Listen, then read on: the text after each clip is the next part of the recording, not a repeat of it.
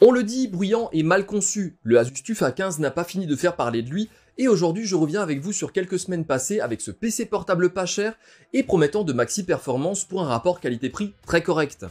Avec son processeur Ryzen 7 4800H qui peut monter jusqu'à 4,5 GHz et sa GTX 1660 Ti, c'est un petit monstre de puissance que nous propose ici Asus.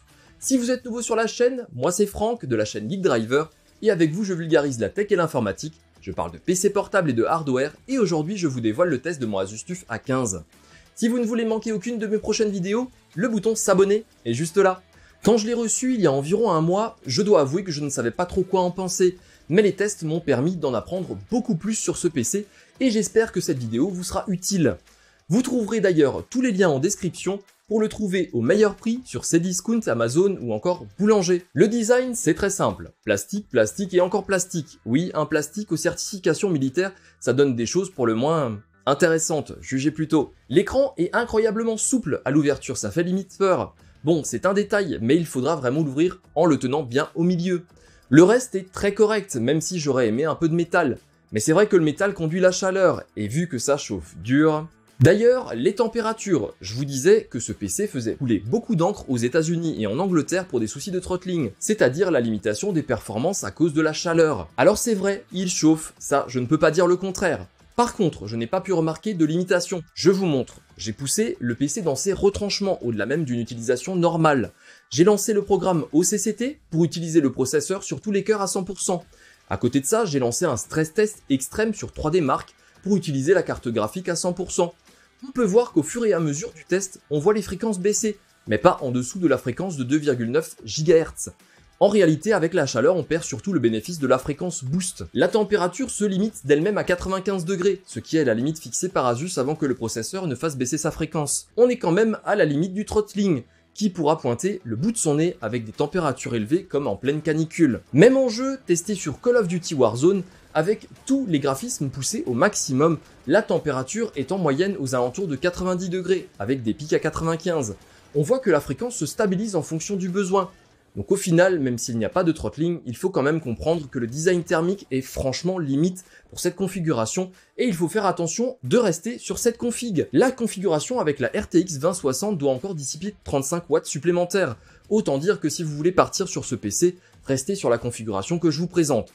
1660 Ti maximum. Prévoyez une plaque de refroidissement et surtout ne jouez jamais sur vos genoux ou sur votre lit. Pour le bruit, sans être un avion, il n'est pas discret. En pleine partie, en mode de performance turbo, ventilateur à fond, on atteint les 56 décibels. Ça n'est pas discret, mais on n'a rien sans rien. Soit ça chauffe, soit ça refroidit, soit ça souffle. Pas le choix. Pour comparer, le HP Omen 15 fait sensiblement le même bruit. Le casque est obligatoire pour jouer. Le clavier RGB est vraiment sympa et vous pourrez changer la couleur à la volée dans le logiciel Armoury Crate, sur lequel je reviendrai un peu plus loin. Le clavier est agréable à utiliser, un peu comme tous les claviers de PC portable, vous me direz.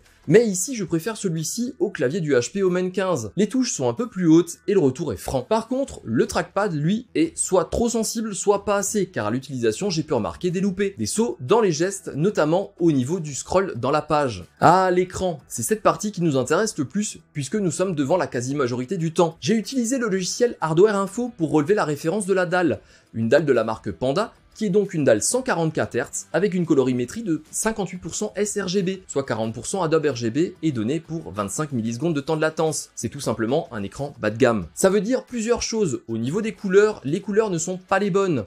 Les verts sont fades, les rouges sont oranges et les bleus sont gris. Pour les personnes qui font de la retouche photo, du montage vidéo ou du graphisme en règle générale, attention, il n'y a aucun respect des couleurs sur cet écran. Imaginez que cette dalle ne réussisse à rendre que 58% des couleurs visibles. Dans le logiciel Armoury Crate, vous pourrez également passer par plusieurs modes de couleurs pour changer la colorimétrie, suivant des profils définis par Asus. Le problème, c'est que ça change la perception, mais pas les performances de la dalle. Je vous mets en description des profils qui vous permettront d'améliorer un peu les choses, mais malheureusement, ça ne fait que limiter le défaut. Revenons sur le temps de latence. Ceux qui vous disent que ça peut faire le job pour du gaming n'ont jamais rien eu d'autre. Il est de 25 millisecondes, on a donc des images fantômes tout autour de l'image d'origine, que vous voyez très bien ici sur la vidéo que je vous montre. La rémanence est telle que nous avons 7 images fantômes autour de l'image principale. Si vous jouez à Forza, c'est pas grave du tout. Par contre, dans les jeux de tir comme CSGO ou des jeux où il faut viser, ça devient difficile. Pour vous montrer, mon écran principal, un écran Samsung avec un temps de latence de 4 millisecondes, donne une seule image fantôme à 60 Hz. Au niveau des performances, c'est ce qui a pu faire que ce PC fasse autant parler de lui. Pour revenir sur cette configuration, le Ryzen 7 4800H est un processeur milieu de gamme de la génération Renoir et il envoie du lourd. Sur le logiciel de test Cinebench R20, j'ai obtenu 3997 points, 300 points de plus qu'un i9 9880H et 1500 points de plus qu'un i7 9750H. Sur User Benchmark du site cpubenchmark.net, il est plus performant que 90% des processeurs testés. Le SSD est aussi très performant. C'est un SSD de la marque Kingston qui propose de très bonnes performances. Pas loin de 2000 mégaoctets de seconde en lecture et 1000 mégaoctets de seconde en écriture. Ça donne une réactivité impressionnante, surtout quand on sait que la mémoire vive est en dual channel 3200 MHz et que ça aide aussi énormément. Globalement, le PC a d'excellentes perfs. Le score 3D Mark atteint 6105 points, celui de PC Mark atteint 5249 points. La RTX 1660 Ti a des performances inférieures de 4% par rapport à une RTX 2060, sauf quand on active le DLSS. En jeu, commençons par un petit Forza Horizon 4. En full, on atteint presque 80 FPS constant.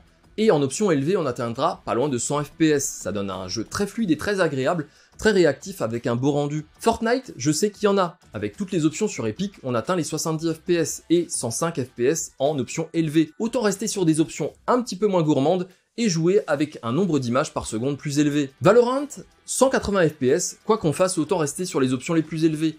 Le jeu n'étant pas particulièrement gourmand, il tournera à merveille. Call of Duty, en ultra, avec le ray tracing activé, on sera à 47 FPS, mais à 75 sans ray tracing, toute option en ultra. En option élevée, on sera à 89 images par seconde, ce qui est déjà bien mieux pour un jeu de tir. Sur Metro Exodus, qui est un jeu très exigeant, toute option en ultra, on sera à 30 images par seconde avec le ray tracing activé, tout simplement injouable. Par contre, désactivé, on arrivera à 53 FPS, et presque 75 images par seconde en option surélevée sans ray tracing. De quoi être tranquille et jouer dans de très bonnes conditions. Sur GTA V, on atteint 90 images par seconde, et pour Assassin's Creed Odyssey, les 53 images par seconde en option ultra high. De quoi être vraiment tranquille en jeu. Parlons de l'autonomie. Là, clairement, ça va pas. Mais alors, ça va pas du tout.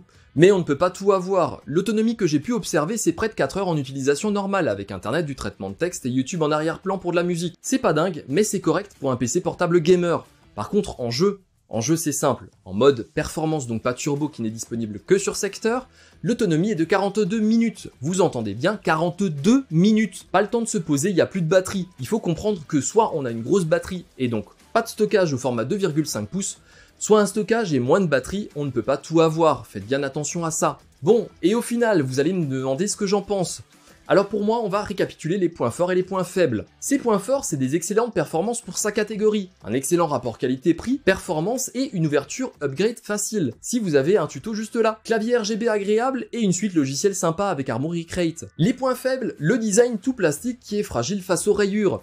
Le design thermique qui ne limite pas la chauffe, mais sans throttling ni SSD ni processeur. L'autonomie en gaming sur batterie, l'écran cheap, la mauvaise colorimétrie et la latence, la sensibilité du trackpad, un USB d'origine HS et le bruit in-game, il faudra un casque obligatoire. Au final, je trouve que c'est un bon PC équilibré et performant que je conseille pour les gamers nomades, ayant un écran externe ou pour les gamers débutants. Je le déconseille fortement et c'est super dommage parce qu'il est hyper performant pour les créateurs de contenu. À la limite, vous pouvez faire du montage, mais par pitié ne retouchez pas les couleurs avec cet écran. Vous risqueriez d'être terriblement déçu. Voilà, j'espère que cette vidéo vous a plu. N'hésitez pas à m'en dire en commentaire ce que vous en pensez, à liker et à partager. Et si ça n'est pas déjà fait, abonnez-vous à la chaîne. Allez, à la prochaine, salut!